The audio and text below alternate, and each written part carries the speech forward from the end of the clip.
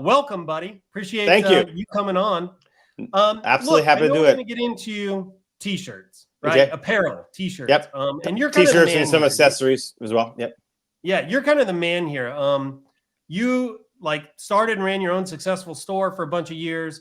You sold it. Then you went into coaching, and you have a teaching background, which I think is important to highlight. You went into coaching, and you've had a number of successful students who have taken your methods and then gone on to do really well for themselves with their own apparel stores. And I thought, ShineOn has just launched a bunch of apparel just recently. And it'd be a perfect time to have some really good folks like you on to teach us how to do this, right? Absolutely happy to do so. Especially if there's anybody new here. Like having a t-shirt store is like kind of the thing that everybody dreams about. And I just thought you'd be a great person to have on and show us how to do this. But can you tell us a little bit about your history, your own store, and that kind of thing? Okay, so first I started off doing t-shirts and other print-on-demand products in late 2012 with Teespring. I finally started to have success in 2013. From about 2014, I started doing training and coaching as well as running my own sites. The reason why I got into training and coaching is when I'm American. I grew up in Denver, but when I first moved to Japan for 3 years, I was teaching English to kids, and I absolutely loved it. If you could make good money teaching English, I'd probably still be doing that job. I mean, it was so much fun. But anyway, it doesn't pay very well. So I started looking for other opportunities and got into the corporate world, and that led me to selling stuff online. So I just thought, I needed something more than just running a site and selling myself. I need something else. I started getting into coaching and training, and I did that for numerous years. I ran one of the biggest beer sites on Facebook, beer themed print-on-demand stores on Facebook that was selling via Facebook is the best way to describe it. And then about a couple of years ago, I just removed myself from the businesses because I just wanted to focus on this temporarily. To be honest, running ecom sites is great, but when you do it for a decade, you feel like it's time for a little bit of a change. Now, I'm actually just told Michael looks like I'm about to hop back into running my own site here. But anyway, right now, for the last couple of years, I've been focused on this. And actually, this brings me to an interesting question. People often ask when they hear that I'm not actively running a site myself right now, how do you stay up to date? Well, here's the thing. I'm probably more up to date than most people watching this because I do 4 to 6 phone calls a day with private coaching clients, and I see all sorts of business. I see print-on-demand businesses. I see drop ship businesses. I work with people who are running their own self-fulfillment. So I see more than most people do as a coach and trainer. It's the opposite. I'm more up to date than most people are. Yeah. By the way, I've kind of I resonate with that a little bit. Because when I kind of started doing more teaching with ShineOn, suddenly I have everybody opening up their businesses to me. Now I've tried to really niche down into like what makes winning products and how to reverse engineer these phrases. That's the part that kind of I have fun with and makes me come alive. And I've let other people take on a lot of the media buying prowess, but I totally feel you on that. People come, they completely open up their business to you. That's right. It's exactly what happens. You just get tons of experience in a really short amount of time. So I'm totally with you on that. So look, you kind of beat the game. You had your own store. You ran it for years. You sold it. In my opinion, that's kind of definition of winning the game here in this space. And then you went on and you basically took everything you knew and you were able to replicate the success that you had in your students, which is pretty amazing. I just full transparency, I actually took one of Chris's courses a long time ago, and Chris and was some private coaching as well. Yeah, Chris was kind of a mentor and a coach with me, and this was 2017 or something. I can't remember. Yeah, it was a long time ago. Yep. And one of the things I've always appreciated about Chris, and we're not going to actually spend a ton of time on it here today, but that's all right, is you take product research to another level. And I've actually tried to replicate the focus that you have on product research, like in my own education I've delivered to other people, because you are one of the few people that I think takes it as serious as it needs to be taken, right? Like product research, going deep with product research and product creation, like trying to come up with these kind of unique phrases that aren't just ripoffs all the time. It's so important to hitting winners, right? And you're It's one of the huge. few people that's like really spends time to like make sure we're hammering that home. And I've always appreciated that about your training. I mean, here's the thing I do in my training courses and also my private coaching. I say from the beginning, we're in a product business. If you do not have a good product, you do not have a business. Totally. You can know all the ninja marketing tricks in the world, but if your product is shit, you're not going to make a single penny. Yeah, we're in the product business, not the Facebook ads business. That's right. It's really exactly. easy to get that confused when you're brand new. People focus there on them. They think they're in the marketing business. You're in a products business. Yep. I 100% agree with that. By the way, I have seen, I think it's safe to say I've probably seen more winning products than a lot of people. Like I've got to think I'm like in the top 0.01% of folks that have seen like as many winning products as I've seen, because I have all the data here at ShineOn. And what you just said is 100% spot on. Like it is not fancy Facebook ad kung fu that makes a winner. It is always a brilliant product at the end of the day. So exactly. I'm totally with you on that. Okay. By the way, that's not to say that the Facebook ad kung fu isn't important, especially when you start scaling. Like knowing some of those tricks when you scale can do a lot. But like you cannot scale a crappy product. You can't do it. It's just putting lipstick on a pig. You know. That's right. So totally with you on that. All right, let me bring the slides up and let's jump into the training you have today. Is there anything you want to share just to like kind of kick off the training? Like what are we going to be talking about? What are we going to learn? Okay, what can students expect to walk away from this? So today you're going to learn a different way of coming up with phrases in a different product category. Most people here are focused on what I call the message card angle, right? Which we're about to get into two broad categories, which is a gift for someone, right? To my loving mom, blah, blah, blah, blah, blah, blah. Thank you for being there for me. And those are great. Don't get me wrong. I've sold those. I've had clients sell those, but there's a whole another way to go. And we're going to talk about that today. And this method can work on, say, 70 to 80% of ShineOn's products. We're talking about t-shirts as the main focus today, but it can apply to and be used on many of the products. Excellent. Excellent. All right. So sorry. Is my audio okay, by the way? Yep. You're perfect. Okay, good. All right. Okay, so the first one is the gift angle products, right? So this is the traditional thing where, gift for someone, right?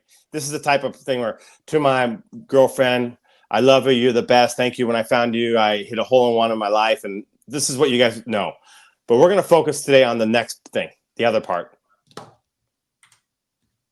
right. I think you have the wrong slide. You said you're going to bullet point this. Yeah, I never got around to it.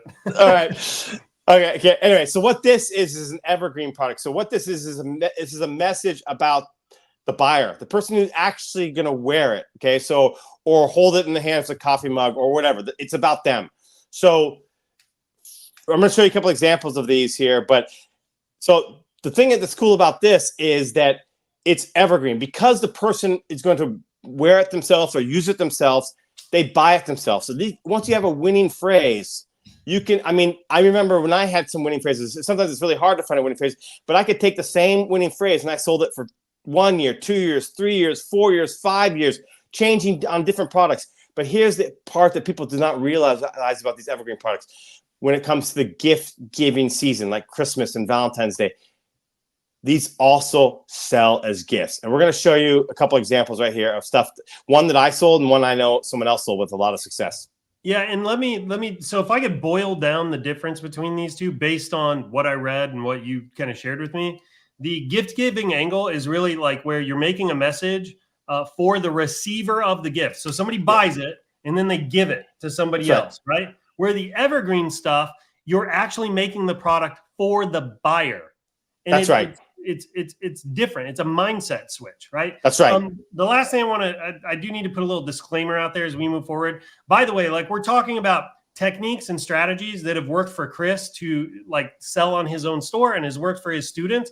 Obviously, success is not and cannot be guaranteed to anybody else. Your results and your mileage is always going to vary. And I just need to put that out there at the outset. This takes work. It's not pie. It's It's not a get rich quick thing. It takes work. You have to develop a skill. You got to put into practice these things. And even then, the results aren't necessarily guaranteed. But this is how Chris has done it for himself and his students. Okay. So here's a great example. And this is actually not my design, but we sold something exactly like this. I mean, so this one says Papa, the man, the myth, the beer drinking legend. Now, a father who likes beer would buy this for themselves and buy it year round.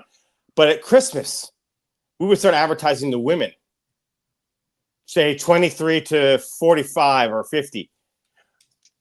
Thousands of units sold for women buying as a gift for their father. So this is the beauty of these evergreen products. They can sell year round to the person who wants to wear it and buy it for themselves, but they can also double as gifts. It's like two birds with one stone. Yeah. I love evergreen products. That's awesome. Okay, here's another one. This one was not mine, but I saw that. I was actually surprised. And we did our own version in the beer niche, and it did okay. It wasn't great, but it did pretty good. But I saw a person crushing with this.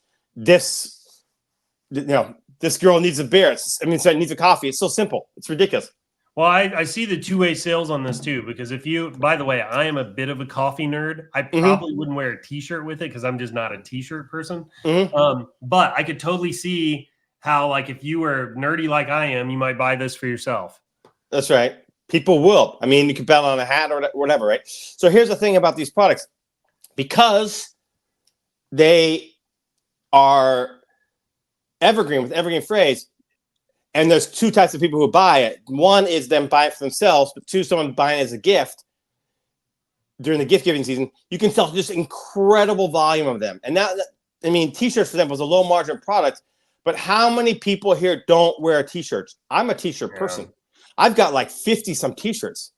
My wife gets on me about the t-shirts, man. You're not buying another.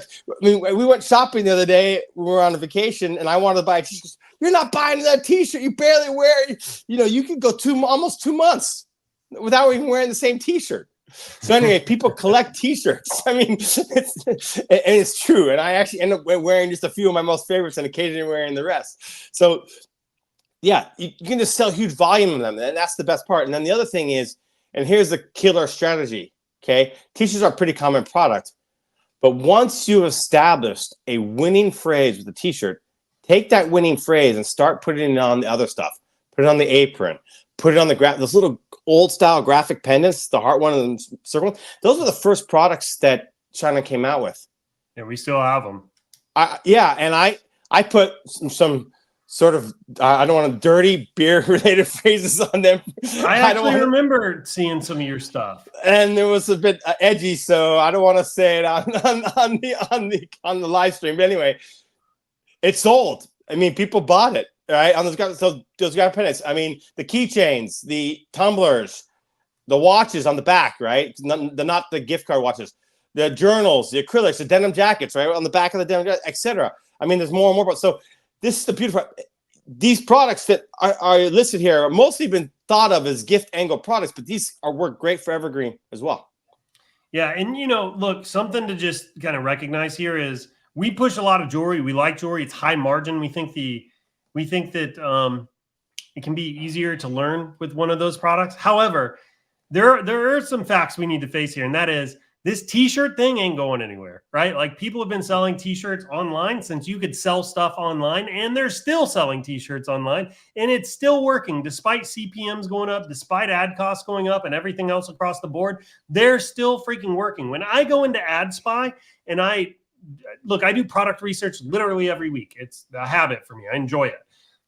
Every single week I go do this. The top products in AdSpy are always t-shirts. I have to scroll past probably 5 t-shirts before I start getting to other products year round. So they always sell. They're evergreen. And that's probably never going anywhere.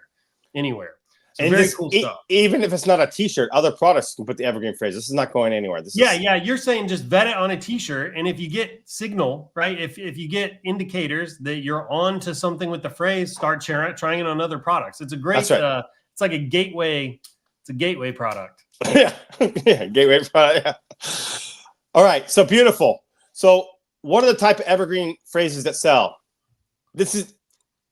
I cannot overemphasize this slide right here.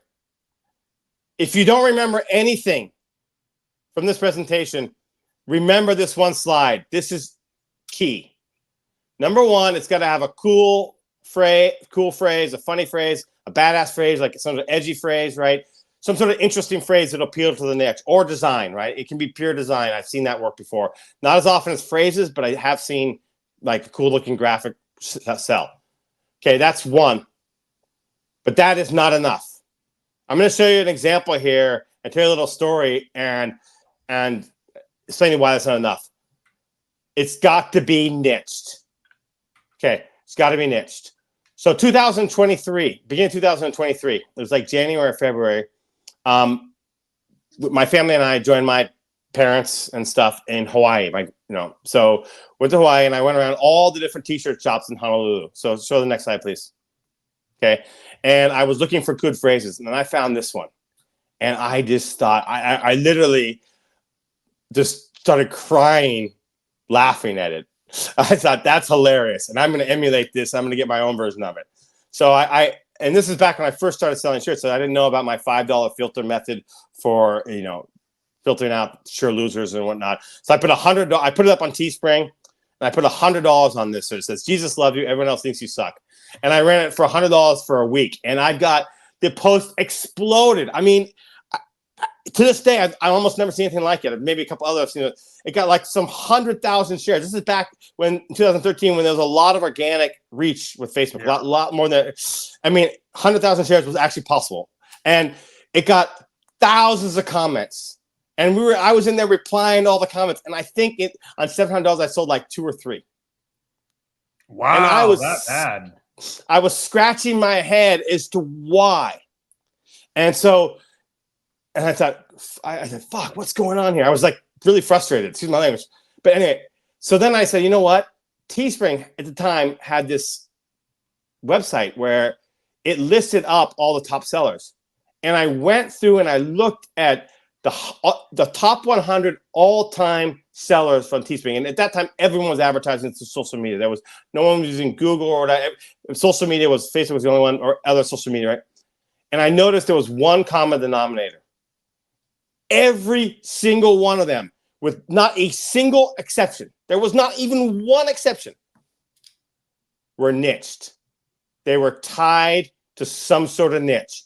So this is different with the message card jewelry. We can be broad to my mom, but it's got to be tied to a niche. Yeah, it's interesting because I see a lot of Christian stuff in the spy tools, but like now that you say that, like I don't think this isn't that niche. No, it's not Christian because it's a joke that's using religion, but it's not actually Christian.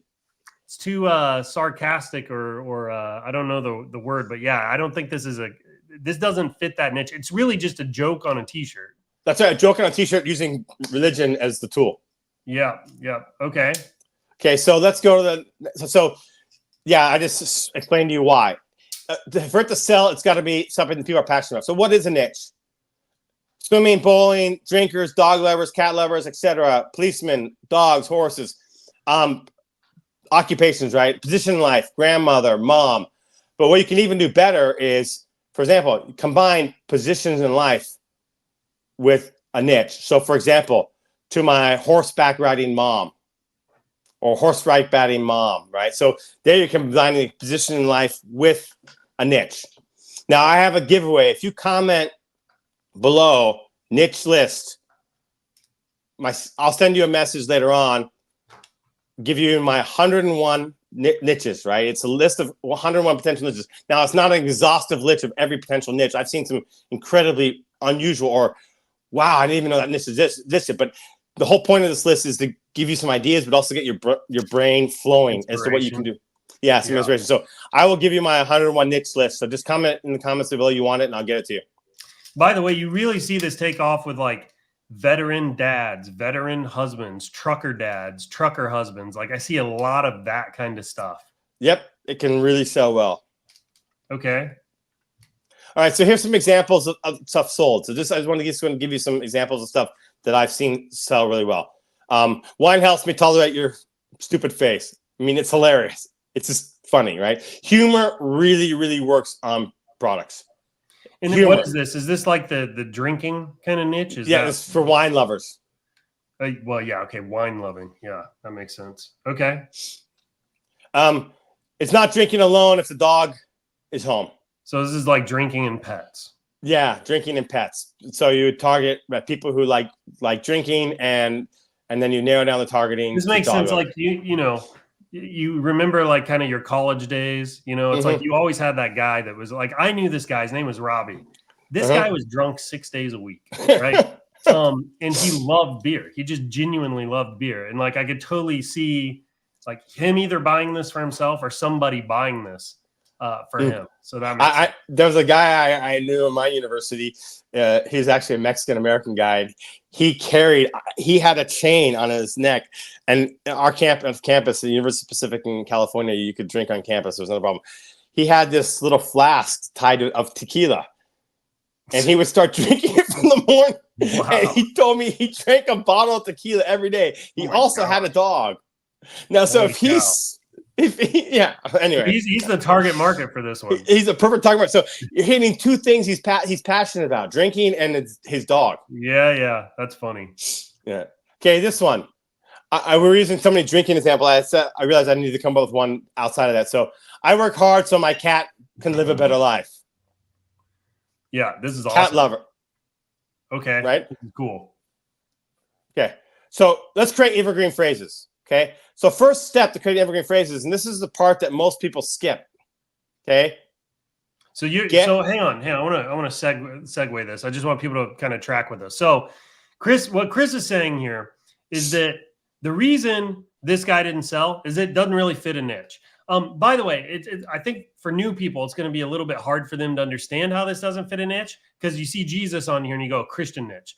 But the thing is like, I don't think Christians are the target market for this product.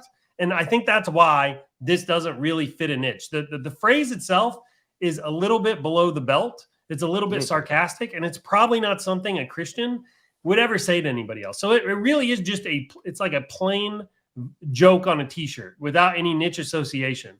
And Chris is saying that like really what works well on apparel and in this evergreen space is when you have some kind of phrase that gets connected up with like a niche, right? And you can create niches by combining hobbies with occupations, right? Or hobbies with positions in life, or vice versa, right? Like you kind of take these three things and kind of blend them together, right? And you can create unique niches, or you can find these kind of like target markets that you can make products for, right? So this one is for wine lovers, makes sense. This one is for people that like drinking and have a dog, right? Mm-hmm. It's one of those things. It's a little self-deprecating, but that's the point. It's funny, right? Mm-hmm. And this is another one for like pet lovers, right? I know a lady that's got like 19 cats. This would be perfect for her. She works hard, so her cats can have a better life, right? I can totally see her wearing a shirt like this. So now, and this is the segue, I want to make sure everybody catches. Now, Chris is going to show us how you can make these products, right? So you just got examples. Now, Chris is going to give you the tools you need to create your own. That's where we're at. So, okay, apologies, Chris. Go ahead and take it. No, it's all good. No, thank you for the wrap up. That was really good. Okay, so here's the thing. Okay, first, pick a niche.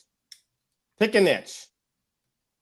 Now, when I first started doing private coaching, I wasn't so strict with my students. That's actually one thing that I've learned to be with students, because people pay me for private coaching, so I feel like I need to be so adaptive in the beginning. But now I'm actually more like, I set boundaries for them, because I realize, just with newbies, I need to rein them in and rein in where they're going, because sometimes I go all over the place. So I used to have clients back in 2014, 15, when I first started doing coaching training, they would do maybe a t-shirt in the beer niche, t-shirt in the swimming niche, t-shirt in the nursing niche. And I realized very quickly, I got to rein that in. So what I tell my clients is, okay, you're not stuck, you're not pigeonholed into one niche forever, but focus on one at a time. Okay, that's a key thing, so that you can really understand and try to get an understanding what makes people in that niche tick, right? So that you have a better chance of success. So to set yourself a goal, okay, today I'm going to do the dog niche, for example. Okay, I'm going to do 20 products in the dog niche before I consider anything else. Consistency of trying the same niche because you learn from each product launch, right? What kind of reaction you got makes a big difference, because then you can use that knowledge for the next one.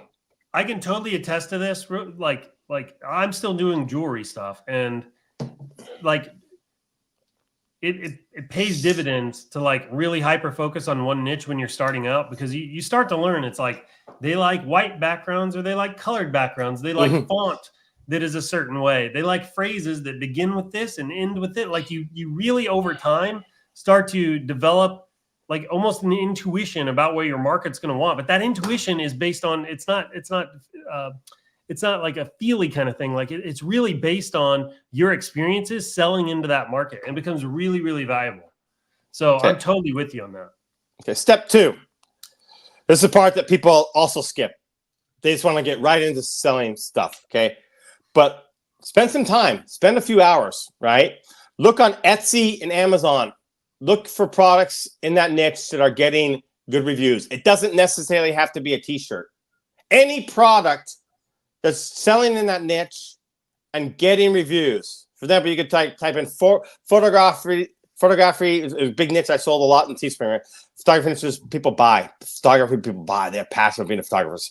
Anyway, so photography t-shirts, photography coffee mugs, photography themed products. Go in there and really look at stuff that reviewed and create a file of those, because not that I'm going to encourage you to copycat. In fact, you're going to see that I actually don't encourage you to do that. But if you look at those stuff that sold and you ask yourself the critical question, what is it about this product that got people interested in it?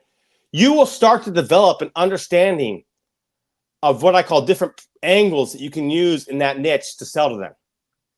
Right? You could find out that loving phrase works, or humor phrases work, or edgy phrases work. I mean, for example, edgy is essentially a joke. I call it edgy, right?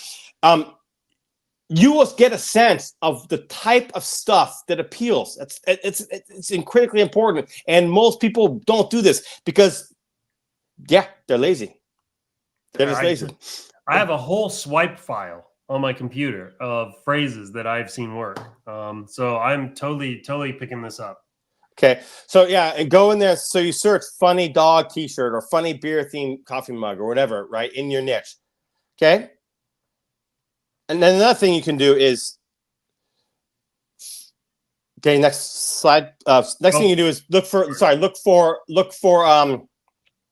memes. Go into Facebook and look for memes. Look for memes that are no one advertises a meme. So if a meme is getting thousands of shares and hundreds of comments, that's organic traffic to that meme. That is a popular meme. And again, that tells you what makes these people tick. Don't skip this step, okay? I'm telling you, so many people do. And then they come and complain they're not having success.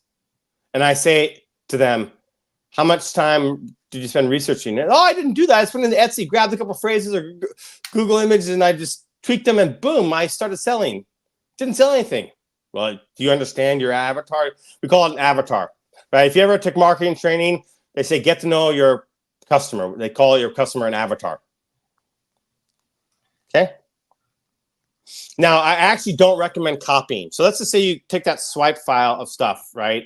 And what most people do, and a lot of people actually teach, and I don't agree with this, is just take that winning phrase and redesign it and then sell it. Like I did with the Jesus Loves You, everyone thinks you suck shirt. And then that wasn't selling online. I got it from a store. But anyway, the point is that is a method I do not recommend for 2 reasons.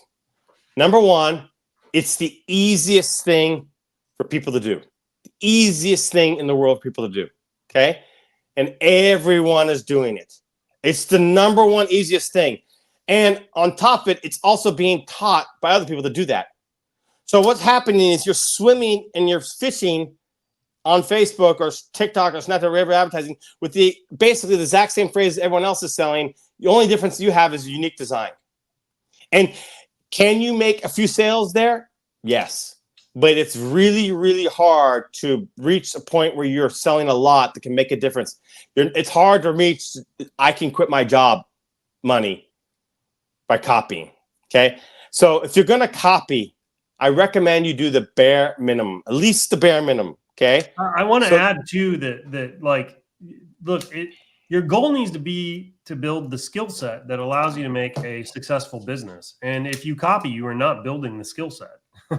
Even if you copy and you crack a winner, you're probably just hurting yourself in the long run because you're not going to be able to do it twice. Yeah, so I'm a little bit of luck. Yeah. Okay. So look, if you go back to the slide here, I want to give an example though. Okay, so here's the bare minimum copy style. Okay, so if you're going to copy, that's what you want to do, at least tweak it. So for example, I made an example here, right? There's a very common thing that whatever makes me happy, you not so much.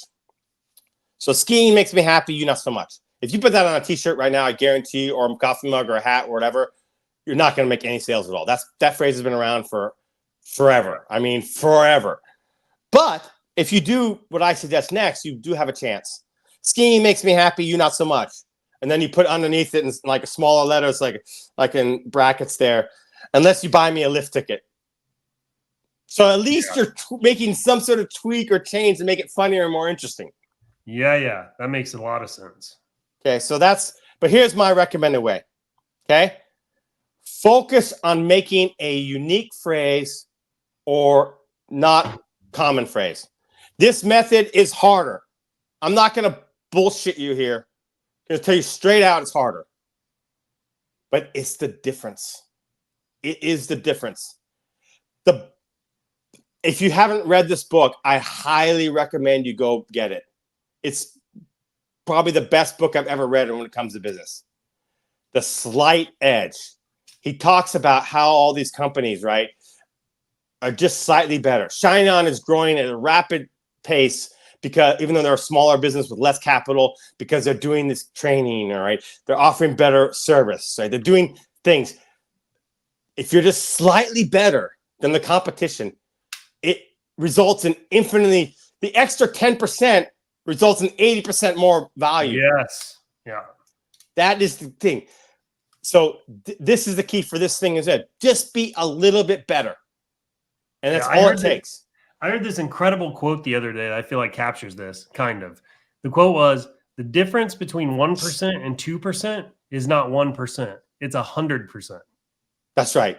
And that really hit me because it's the truth. Like everybody makes one pass at something, right? They don't make two. So what if you made two, right? Or three passes at something to each time you improved it a little bit. Like the difference between good and great it's seriously, it's like one more pass in a thing. Yep. It's just 5% of extra effort. So I'm totally with you.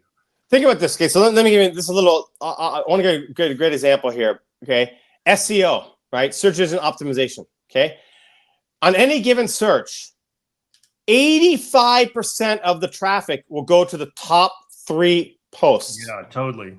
So if you can, when you're running SEO, if you can put more effort in your SEO to make sure you get in the top 3, you're going to get 85% of the traffic, where the rest of the market is lucky to get any of the 15%. Think about that. No, I'm totally. This is why that little extra effort makes a huge difference. By the way, I just noticed the time. Let's keep going here. Okay. I actually have, so for those watching or whatever, I have a little bit of an engagement I got to take my son to. So anyway, we're good. But I'll stop talking. It's my fault. Okay.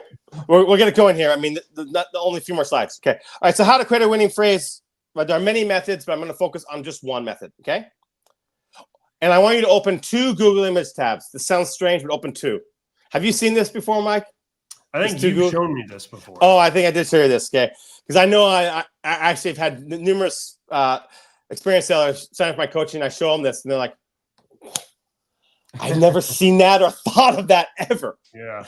Okay. So in the first Google image tab, focus on, type in funny niche theme t-shirt. Any niche but your niche. So let's just say you want to sell in the dog niche. Search, for example, funny scuba diving themed t-shirt or funny wine themed t-shirt. You're like, Chris, search opposite of one in my niche. Yeah, we're going to take these phrases and we're going to tweak them for my niche. I don't want to regurgitate the same stuff that everyone else has been selling. So I don't want to search funny dog t-shirt because all I'm going to do is see the same stuff that all my other competition's seen, right? I want to be different. So I'm going to search a different niche and then change it for my niche. So let's show an example.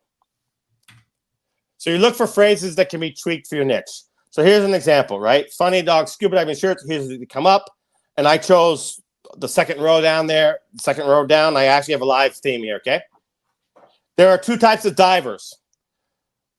Those who pee in their wetsuit and those who lie about it. It's pretty funny. So I thought to myself, how can I tweak that for a dog niche? So I came up with this tweaked phrase. There are two types of dog owners. Those who are ruled by their dog and those who lie about it. The dog, I know from experience in working in the dog niche, one theme that sells in the dog niche is being ruled or controlled by your dog, right? The dog's the boss. Okay, so here's the next step, and here's the next step. This is the key. This is a step that almost no one is doing. That literally, even I've had people sign up for private coaching who've been in this game 5-6 years, and they're like, "Wow, why didn't I think of that?" Now you go into Google, the other image tab. So you got the one image tab open where you found your base phrase, I call it the seed phrase. Now you go in the other Google tab and you literally type in the entire phrase. So here I typed it in. There are two types of dog owners, right? I typed the whole thing in, and now I'm looking through the shirts to see if it's been done before. I can also do that with the same thing with coffee mugs, right? Use coffee mugs or t-shirts because those are the two most common products. If you're not seeing it on coffee mugs or t-shirts, this is an original phrase. If you're seeing maybe one of it or something like that, then it's an uncommon phrase, so it's good. This is a good phrase to roll with and try. That's awesome. I'm going to give everybody a real quick tip. By the way, I'll explain how I get there on this. Take this phrase, drop it into ChatGPT, ask ChatGPT to analyze the phrase and give you the formula that was used to create it, right? You can start to take that formula and then like feed ChatGPT more instruction to do what Chris is saying here. The reason I know this works is because I have a Twitter account and I write 70 tweets in about 30 minutes Wow. every Sunday. And then I literally just schedule them for the whole week. And I've done it because I literally just feed ChatGPT. I'm like, look at this tweet, give me the formula. And I'm like, okay, write 10 of these for entrepreneurs. So that's good. I didn't think about that. I'm gonna start using that. So that's a good phrase to use. Let me give you an example of a bad one. Okay, this is another common phrase, and I love my dog and maybe 3 other people. So let's just say I love scuba diving, maybe 3 other people. Okay, I'm gonna tweak that to I love my dog and maybe 3 other people. So again, we do go back into Google Images, we check if it's a original phrase or not, and it says I love my dog and maybe 3 other people. Now look how many come up. Yeah, there's like 4 or 5 of them. It's totally been done a million times. So you see that, you say that's when the warning signs should go off in your head and say, okay, no, I'm not doing that phrase. Yeah. So that's not doing it. Yeah. So let's go to the 2 key takeaways. And I'm actually basically going back to the same slide I had earlier, but if you don't remember anything from this presentation, remember these 2 things. If you don't have these 2 things, you will not make sales. Your evergreen phrase needs to be niched, and it needs to be unique. And it needs to be funny and cool or badass, something unique. Those 2 things. Now, if you want my niche list, just comment on this post saying niche list, and I'll get it to you. I'll message you with it. Yeah. Is it okay if I mention about my course in coaching? Yeah. Take it away, man. Take it away. Okay. So if you're interested in my course, you can go to ecomvantage.com. So VANTAG.com, ecomvantage.com. If you're interested in private coaching, you can private message me. We'll get on a call. And I like to, for private coaching people, I really want to get to know who you are and make sure we're a good fit and also explain to you the whole system. So we get on a call, 15, 20 minutes. We can get to know each other a little bit and see if it's a good fit for you. So if you're interested in private coaching, private message me, we'll hop on a call. Yeah. And by the way, these 2 takeaways are just like what I want to remind everyone, like Chris said at the beginning, we are in the product business, right? Learning how to, if I had a genie in a bottle and I got one wish, and I had to do e-commerce or something, I would ask for the ability to make winning products like over and over again. I'd ask to like really understand that because the entire business that like rests on your ability to do this over and over again, right? Absolutely. So these two takeaways, like this is like you're getting a decade's worth of experience boiled down into 2 points as it relates to product creation. You need to write these down. You need to take this seriously. Like these did not come cheap, people. Like these were earned, right? So niche, and be unique. And this is the same stuff that I kind of see working, especially that be unique part on jewelry. Yeah. Well, anyway, so this is amazing. Chris, appreciate you doing that. It was ecomvantage.com, right? VANTAGE.com. All right. Advantage.